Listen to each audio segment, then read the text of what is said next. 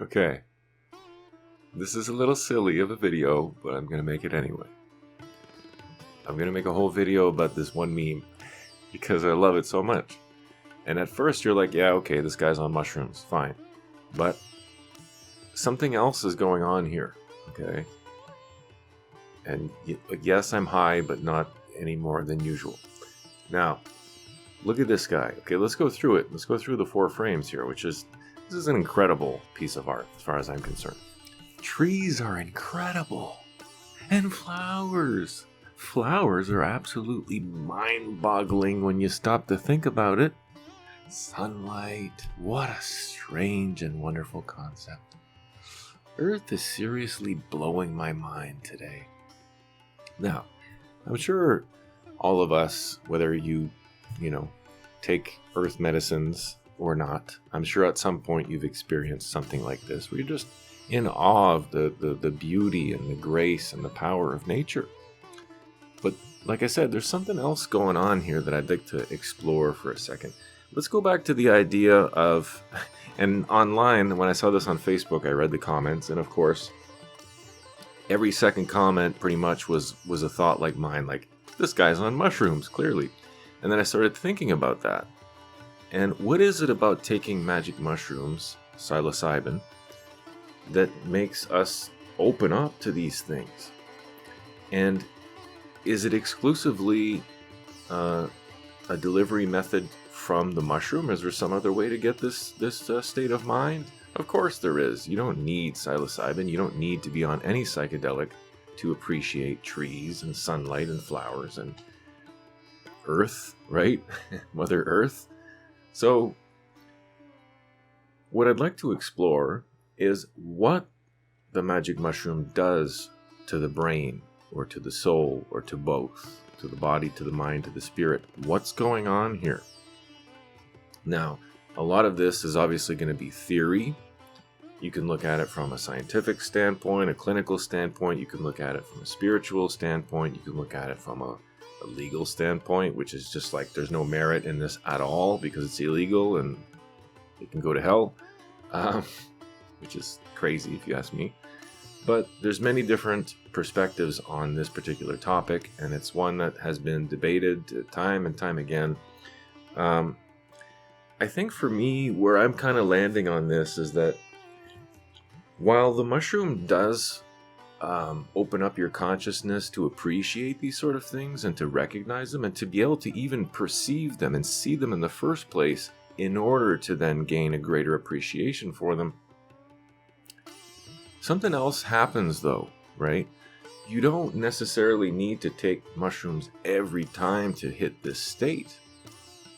And this state is not synonymous with intoxication. It's not synonymous with some artificial euphoric state. No, this is natural. And I think what's happening with, and why I call them earth medicines, is I think that the mushroom is bringing out some innate quality in the man or the woman. And it's almost coming alive through the neurons, through the brain. It's animating itself in a way. It's almost as if you're, in a sense, possessed by the mushroom. But I think that's only the trigger. Like I've studied with LSD, the feeling, for lack of a better word here, the experience of the LSD is actually not caused by the LSD. It's caused by the cascading effect that it has on your brain. So really, your brain you're getting high on your own brain. And it has this sort of like refractory effect that lasts for 12 hours. And that's actually what the experience is. It's not necessarily the LSD that's doing that the whole time. It's just, it caused a trigger, and then that, after the experience after that trigger is what you're experiencing as the LSD trip. And I think the same could be said with the mushroom. So it's triggering something. But the funny thing is when you take mushrooms enough, I actually don't take mushrooms anymore because I have a weird digestive PTSD thing with them now, where as soon as I smell or taste them, I get nauseous, and then by the time they start kicking in, I'm nauseous and sick, and it just throws the whole thing off. So, and I know there's edibles, and really, I have no interest in it because it's not calling me to ingest it. That's really what you need to listen for. If the mushroom is, if you're curious about it, if you're interested in it, if you start researching it for some reason and you're not quite sure why, maybe you're being called to take the mushroom for one of these purposes, for one of these reasons, to add a heightened intensity or quality that's lacking in your life. But what happens, I noticed, is that even when you don't take the mushroom anymore, you can still get back to these states quite easily. It doesn't take much. You kind of have to train yourself in the beginning. It might take, for some people, it's a one-time thing. It's crazy. I've heard a similar thing with DMT and ketamine. One time, cured their depression, no more anxiety, PTSD gone, one session. I'm not exaggerating. You can read up on that and research that yourself if you don't believe me. That's a thing. Now, for others, it might take a few different sessions, 2, 3, 4, 5, a dozen sessions, who knows? That seems a little excessive to me. I think by the time, if you have a half a dozen sessions and nothing's happening, well, it probably is not going to work for you. And that's entirely possible as well. Some folks have no therapeutic benefit, no spiritual benefit whatsoever to psychedelics. I actually know a guy who cannot get high on psychedelics. They just don't work for him. And whatever effect that he does get, he's experiencing the side effects at that point. So the entire experience, sort of like my nausea thing, the entire experience becomes the side effect because he's not getting any of the benefits. It's a weird mental or psychological disorder. I'm not sure what it is. Maybe it's a protective thing. I don't know. Either way, the really interesting thing that I want to drive home here is that after a few sessions, and again, for some people, one time, of taking mushrooms, and I'm not talking about necessarily a bad trip, although I would say if you get what you perceive as a bad trip, it's probably what you needed. There's no such thing, in my opinion, as a bad trip. So what you get is what you get. Now, it's not to say that it's only the bad trips or the good trips that are creating these lasting effects. I think what's going on here is that regardless of how it's perceived, there's a trigger. There's an actual, maybe physiological, we don't know. And if somebody out there does know or can point me to the research that confirms this, I would love to see that. But I think, and I believe that there's definitely a psychological and spiritual component, but there may actually be a physiological effect as well. That's like, not just afterglow. Now we're talking about permanent changes here. How is it that so many people have been able to kick very addictive drugs using 1, 2, 3 psychedelic sessions? That shouldn't be possible. It should not be possible to change your behavior and break those habits that easily. It just shouldn't be possible. Now, yes, the power of nature is amazing. I believe that wholeheartedly. But again, there's something else going on here. What I've noticed from my own personal subjective experience is that after only a few sessions, I can't even put a number on it. If I had to guess, I'd say maybe 4 or 5 good, solid mushroom sessions in my lifetime. Not just, let's take some mushrooms and go party. Let's not. I'm not talking about taking mushrooms and tripping out on at a concert or watching a movie. I'm talking about actual work, right? Be it shadow work, magic, spiritual attunement, whatever it is, that's what I'm talking about. I'm talking about the therapeutic benefits of psychedelics that bring out things in you that you've been suppressing maybe for years, decades even. And all of a sudden they just come bubbling up when you least, and you have to be prepared to deal with them one at a time as they bubble up. And some of them are really hard to work through. So that's what I'm talking about here. Now, for me, 4 or 5 of those really good sessions, which ranged, and take this with a grain of salt. I'm saying this for harm reduction purposes. I'm not telling you this as advice in any way to say take this amount of mushrooms when you take mushrooms. If you take mushrooms, you are responsible for yourself. You're responsible for doing your own research. Take everything I say to you with a grain of salt. But for me, 2 to 5 grams was plenty. 5 grams if I want to have a macro dose, a macro trip. 7 was too much for me, right? So again, it's finding out how your individual chemistry is going to react with these things and then dosing accordingly. So for me, I found my sweet range is 2 to 5 grams, preferably on the higher side, because that's when the big revelations come and that's when you can make the most change for yourself in your life. 1 gram I found, or microdosing, is not for me. I find it to be almost like a tease. For me, it does more harm than good. So I don't microdose. I don't take any less than 2-3 grams at a time, up to a maximum of about 5. But again, I don't do mushrooms anymore. So those 4 or 5 times that I dosed within that range that were very therapeutic sessions, they were done on what I call the Sabbath. Anybody remember what the Sabbath is? Seems to be this concept that no one observes anymore. A day of rest, right? So every Sunday is my Sabbath. Sometimes I'll substitute it for Saturday. I have that flexibility with myself. I'm not just firm every Sunday, no matter what. No. Sometimes it's better to do things with my family or my friends, or at the sanctuary here. We'll go volunteer on Sunday, and then I'll just have my rest day on Saturday. It's fine. Today's Saturday. Today's my rest day.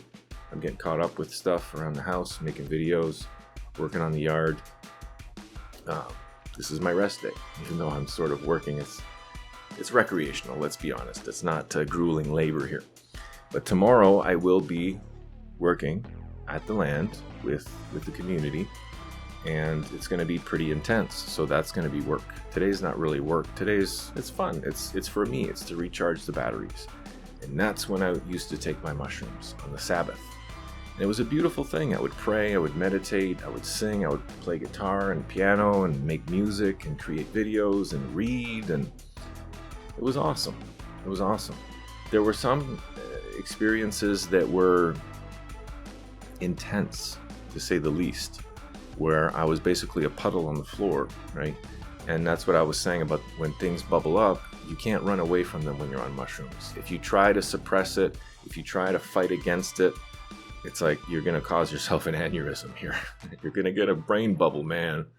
But that's what happens is when people have these bad experiences, a lot of the times it's because they're not going along with it. They're trying to fight it. They're trying to fight what's coming. And it's like, no, the mushroom's trying to teach you a lesson here. Don't shy away from it or try to push it away. Lean into it.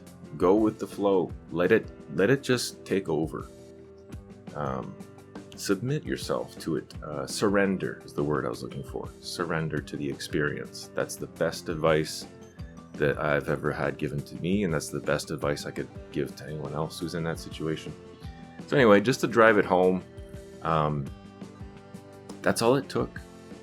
And the funny thing is after that, even though I don't even remember the last time I've done mushrooms now, probably been 2 years, possibly longer. I'm not even sure. I occasionally will use other psychedelics, but mushrooms, because of the digestive thing, I just can't do it. But since then, okay, it's been a couple of years, let's say, this effect, this thing that we're seeing in the meme here has not left me. I still feel this way.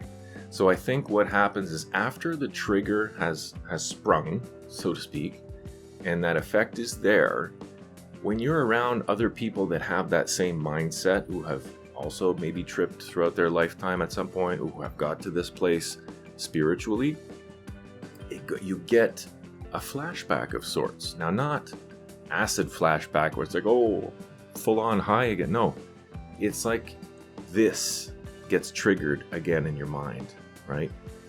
And it's like reminiscing about trips you've had with other people will bring this back. Just talking about it will bring this back. Journeying and meditating on these sort of topics and feelings and experiences will bring it back. So And I would even go a step further to say it's not bringing back the mushroom experiences that you had. Maybe what's happening here is that it's bringing back a feeling or a thought that you had when you were a child, when life was still beautiful and vibrant and new and an adventure. Because, okay, let's put the psychedelics part of this meme aside for a second, and let's imagine that this white figure, I don't know, it's a man or a woman, doesn't matter. The white figure here is actually a child. Okay, now it makes perfect sense. Trees are incredible. And the flowers, right? Kids are amazed by everything in nature. They want to touch things. They want to feel things. They want to eat things. They want to put it in their mouth, even though they shouldn't. They want to be outside. They want to play outside in the sun. They love colors and rainbows and frolicking and rolling around in the grass and jumping and running and playing, and you know what I mean? So yes, this could be a dude tripping his balls off, or it could be a kid that's just discovering life. But I think that they're one and the same. I think the feeling that the mushroom arouses in us is that childhood sensation of the novelty and the adventure of life and the beauty that is just, it's an intuitive thing for kids, right? So that's where we can probably stop, because we've gone full circle now. The mushroom evokes the childhood novelty, and then talking about it or seeing a meme like this brings it back and reminds us, oh yeah, right, I forgot. I started taking life too seriously again. I forgot that it's an adventure, and I forgot that nature's beautiful, and I forgot that this is what life is about. This, not your dead-end job, not the fight that you had with your partner, not the fact that you're in debt up to your ass, and all your worries about the world. This is what life is about, and we cannot forget that. Every time that things get a little too serious and we start to take things personally, or we start to feel that sorrow and the depression starts to weigh us down, we have to remember this, okay? And if I can say this as a shaman, as a holistic shaman, because I do believe in the medicine, if you're at a point, and I was also diagnosed as major depressive, don't forget, so I know this from firsthand experience. If you have to take some mushrooms in order to not feel the opposite of this, then you take some mushrooms, okay? Don't be afraid. What you should be afraid of is doing nothing and ending up feeling suicidal, or even worse, making an attempt on your life, hurting yourself or hurting someone else, or both, okay? If all it takes is for you to take an earth medicine, a plant medicine, and then you feel better and you don't feel like killing yourself anymore, then you take your medicine, okay? Doesn't matter what the legal society has to say. Doesn't matter how your mom feels about that. You do what you need to do to get out of that place. And there's nothing wrong with using an assist, such as psilocybin mushroom, some LSD, whatever, cannabis. And it's not just consumables here, right? We're talking about doing whatever it takes. If you're in a bad place, you get out of that place, right? If you're involved in some type of addictive behavior that's dragging you down and you don't know what to do about it, you do anything and everything you can to get out of that place. You don't stay, that's the point, is you don't stay stuck in the opposite of this, because the opposite of this, as we've discovered here, is death. Is not living your life and ending up on your deathbed with regrets, which nobody wants. So, you're probably asking yourself now, Matt, how the hell did you get all that from this meme? I think some of you will understand. I think some of you will get it, and those of you that don't, well, maybe you need to find your inner child again. Maybe you need to, open up the window and look outside and realize that inner child of yours has been wanting to come in and be part of your life for a long fucking time now. And it's time to stop ignoring that. It's time to stop taking life so damn seriously. Because, as the great Bill Hicks has reminded us, life is just a ride, man. Life is just a ride. Enjoy it. Enjoy it. I'm going to look at this every day and it's going to make me happy. All right, that's all I wanted to share with you. Hope you enjoyed it. Let me know your thoughts. Take care, be well, and enjoy this seriously mind-blowing earth of ours. Here's an important note for those that are interested in exploring earth medicines. If you're new to psychedelics, it's essential to trip with an experienced trip sitter or at least someone that you trust. Remember that old phrase from back in the 60s that Timothy Leary coined? It's all about set and setting? That was no lie. So remember that having a positive, memorable trip largely depends on both set and setting. Now, to ensure a therapeutic psychedelic experience, proper preparation is crucial. So first, psychonauts should be in a good frame of mind and in a positive mood that day. It's essential to carefully curate your environment beforehand to maximize the chances of having an enjoyable experience. So that means cleaning the room where you'll be having your trip, or making sure that you'll be in a nice, secure, and safe location for the entirety of your experience. Now here are some additional tips for harm reduction purposes. Number 1, always start with a low dose, especially if you're new to psychedelics. This is to gauge your sensitivity and to minimize the risk of any negative experience that may come up. Number 2, avoid mixing psychedelics with other substances, including alcohol, and while this may seem obvious, you would not believe how many people skip this step, or flat out just neglect it. You are not Superman or Superwoman, and this can often lead to unpredictable effects and increased risks. Remember, what we're doing here is therapeutic. This is not something to just get high or get as fucked up as possible.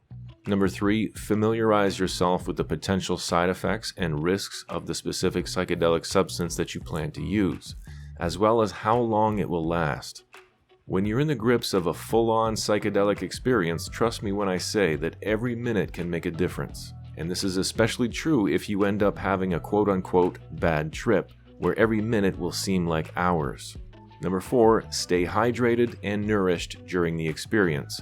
This is important to do before, during, and after as well. And consider having a few snacks and water on hand, but I would recommend minimizing your ingestion of food during the trip, as this will often lead to digestive upsets for some people. Number 5, be prepared for potential emotional and psychological challenges, as we discussed in the video.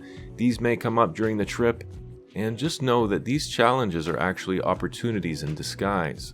Opportunities for personal growth, for healing, to overcome bad habits or addictions, and to really change up those negative patterns. Now, if you don't know anyone that you trust to accompany you during this psychedelic journey, it's crucial not to take chances with just anyone. There are numerous trained professionals out there, such as myself, that are available and willing to offer guidance and support throughout your therapeutic experience. As a lifelong shaman, a trained trip sitter, and an experienced psychonaut myself, my metaphorical toolbox, or crane bag in this case, is well equipped to handle various situations that may arise during your psychedelic session. I can assist you in navigating challenging emotions, provide reassurance to alleviate any anxiety you might be experiencing during the come-up, throughout, and I'll also guide you through what we call a soft landing to make sure everything ends well and that you walk away feeling confident and positive with the experience. And I'll also help you maintain focus on your intentions and goals throughout the session, which is kind of the point of all this. Ideally, it's also important that your trip sitter or your friend is trained in first aid, or at the very least that you have access to a network of spiritual and medical professionals to call upon for additional support. But whether I'm providing my services in person or online makes absolutely no difference. I treat all situations the same, and I bring forth the same level of safety and security for my clients as always, which is my top priority. So keep in mind that your friend, or preferably your trip sitter, should be able to provide all of these services for you and then some. Your shaman or your trip sitter should have a well-rounded plan that accounts for basically any eventuality. And while we're hoping for the best, we are preparing for the worst and considering all these things so you don't have to. The main goal of the tripper, folks, is to get better, is to heal. And the main goal of the shaman, the trip sitter, or the trusted friend is to ensure that the healing takes place in a safe and effective way. For more information about my services, you can contact me at merlinthegreen@maplegrove.tech, and what we'll do is set up a free consultation for you to discuss your needs. And then after that, if you decide to proceed after your initial consultation, we'll collaborate on a personalized treatment plan tailored to your specific goals. Dance safe, my friends. Be well, take care, and I'll see you next time.